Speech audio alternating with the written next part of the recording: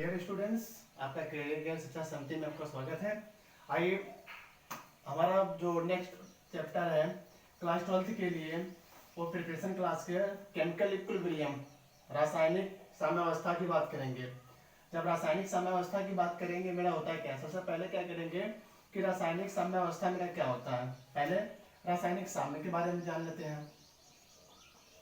जब मेरा रासायनिक साम्य के बारे में यहाँ पे जानेंगे तो मेरा रासायनिक साम्य होता क्या है, बोलेंगे कि वे रासायनिक अभिक्रिया या वे अभिक्रिया जिसमें ताप स्थिति और सांद्रण का समय के साथ परिवर्तन नहीं होता है तो उस अवस्था को क्या बोलते हैं, रासायनिक साम्य कहते हैं।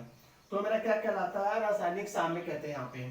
तो रासायनिक साम्य के अंतर्गत क्या हम देखते हैं, इसके बारे में मेरा जानते हैं कि जो हमारा इसमें आते हैं टॉपिक उनको दिखाने के लिए एक होता है अनुत्क्रमणीय अभिक्रिया,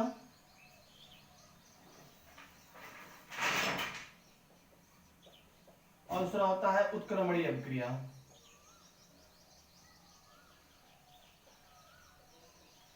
आइए अनुत्क्रमणीय और उत्क्रमणीय अभिक्रिया की बात करते हैं। होता क्या है, यह जो हमारा होता है इरिवर्सिबल प्रोसेस होता है, यह रिवर्सिबल प्रोसेस होता है।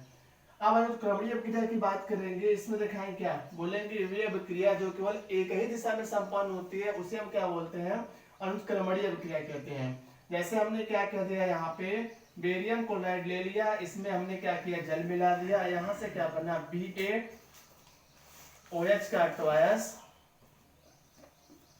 और यह बन गया HCl बन गया।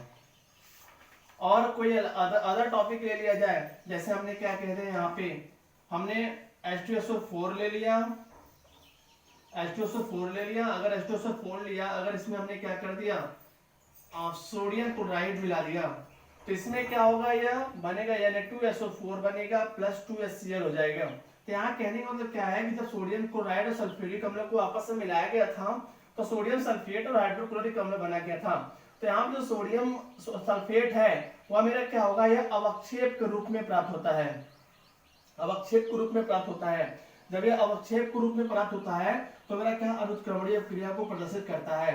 अनुत्क्रमणीय अभिक्रिया केवल क्या होता है, एक ही दिशा में प्रदर्शित की जाती है। जब एक ही दिशा में प्रदर्शित की जाती है तो मेरा क्या कहलाएगा, हमने कह दिया यहाँ पे मेरा अनुत्क्रमणीय अभिक्रिया को प्रदर्शित कर रहा है। जब अनुत्क्रमणीय अभिक्रिया को प्रदर्शित कर रहा है तो इनके आधार पर ये देखा जाए कि इन केसेस को बताने के लिए यहाँ पर कि जो हमारा अनुत्क्रमणीय अभिक्रिया है उनको शो कर रहा है, प्रदर्शित करा रहा है। तो इसी टाइप से क्या होता है, उत्क्रमणीय अभिक्रिया की बात करेंगे, ऐसी अभिक्रिया जो अग्र और पश्च दोनों दिशाओं में प्रदर्शित करती है। वे रासायनिक अभिक्रिया जो अग्र दिशा और पश्च अभिक्रिया दोनों दिशाओं में चलती है उसे क्या बोलते हैं, उत्क्रमणीय अभिक्रिया कहते हैं।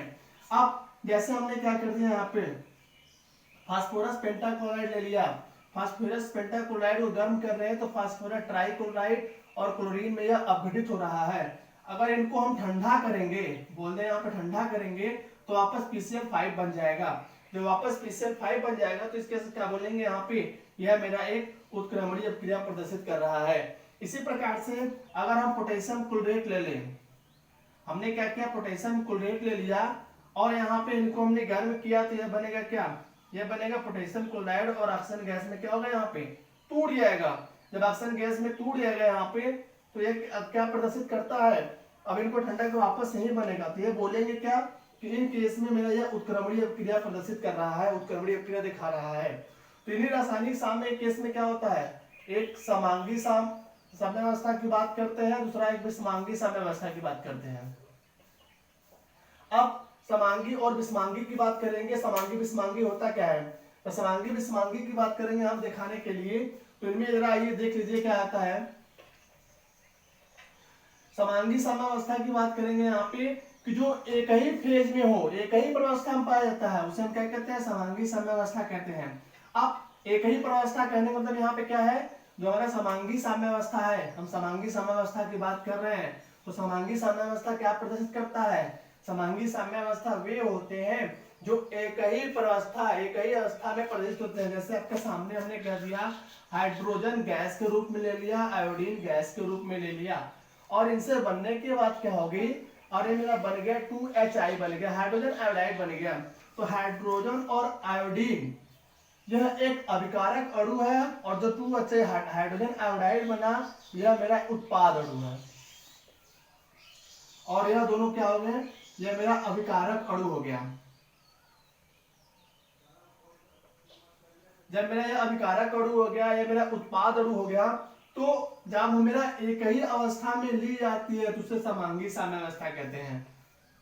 इसी टाइप से कोई अगला एग्जांपल ले लिया जाए, जैसे हमने कह दिया नाइट्रोजन गैस के रूप में ले लिया जाए, हाइड्रोजन गैस के रूप में ले लिया जाए, तो ये प्रोसेस क्या बात करेंगे, यह बनेगा 2NH3 बनेगा।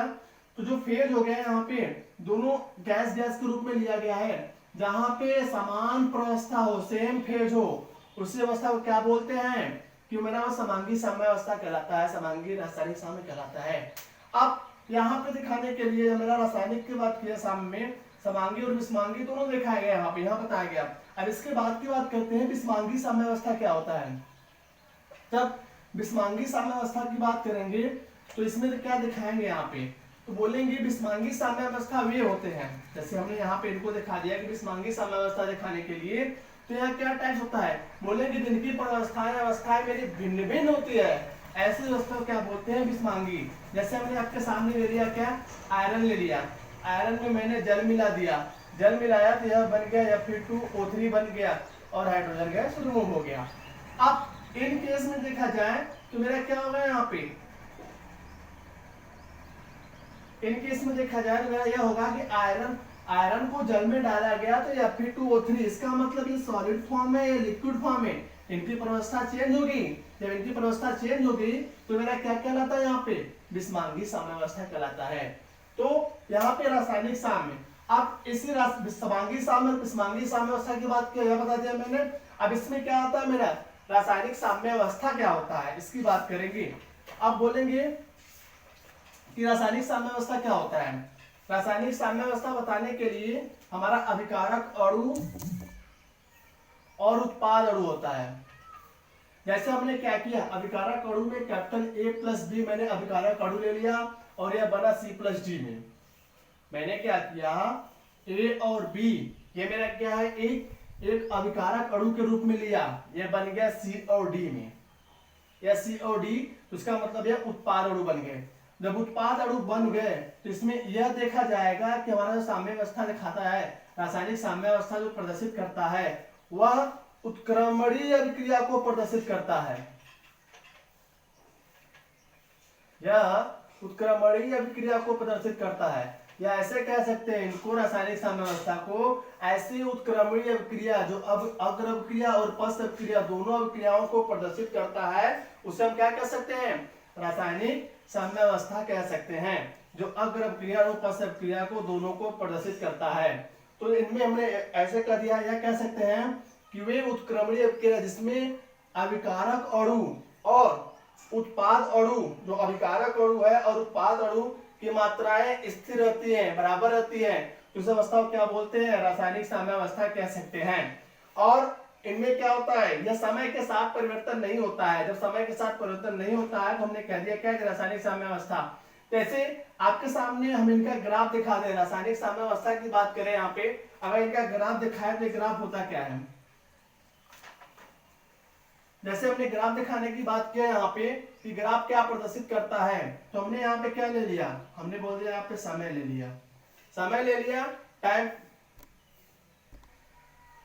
अब यहाँ पे देखेंगे इनका ग्राफ ऊपर दिखाएंगे, टाइम हो गया, टाइम की बात करेंगे, हमको टाइम और रेट ऑफ रिएक्शन की बात करेंगे, जो अभिक्रिया की गति की बात करेंगे यहाँ पे, उनके ऊपर डिपेंड करता है। तो मैंने परिभाषा क्या वो बोला, यहाँ पे क्या बताया मैंने बोला कि वह उत्क्रमणीय अभिक्रिया जिसमें गति अवस्था के सापेक्ष, गति अवस्था होने के सापेक्ष अभिकारक अणु और उत्पाद अणु बराबर होते हैं तथा इनमें समय में कोई परिवर्तन नहीं होता है, समय के साथ कोई परिवर्तन नहीं होता है, ऐसी अवस्था, ऐसी व्यवस्था क्या बोलेंगे हम, रासायनिक साम्य कहते हैं।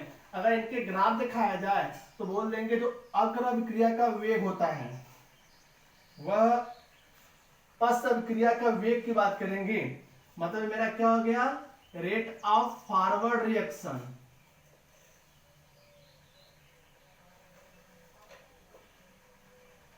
रेट ऑफ फॉरवर्ड रिएक्शन और रेट ऑफ बैकवर्ड रिएक्शन।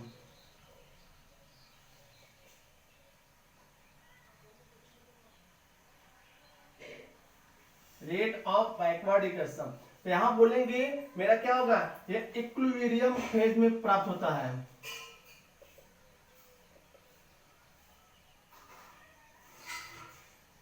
ये क्या हो गया, यहाँ पे मेरा इक्विलिब्रियम फेज प्राप्त हो गया, मतलब स्टेट ऑफ इक्विलिब्रियम की बात करेंगे कि मेरा क्या होगा, यह state of chemical equilibrium show करता है। मतलब ये किसको क्या बोल सकते हैं, स्टेट ऑफ केमिकल इक्विलिब्रियम प्रदर्शित करता है। इसका कहने का मतलब क्या है कि समय के ऊपर डिपेंड नहीं करता है। Rate of forward reaction, rate of मतलब अग्र क्रिया का वेग है, पश्चात क्रिया का वेग है, वह दिखाने के बाद स्टेट ऑफ केमिकल इक्विलिब्रियम मतलब रासायनिक समयावस्था की प्राप्ति हो जाती है यहाँ पे। तो टाइम और रेट ऑफ रिएक्शन लिया गया, तब मेरे क्या हो गया, ऐसी ग्राफ मिली है। और इस टॉपिक को आगे बढ़ाने के लिए मेरा क्या होगा, नेक्स्ट वीडियो में आपको अपलोड किया जाएगा इसके बाद का टॉपिक। आज के लिए धन्यवाद।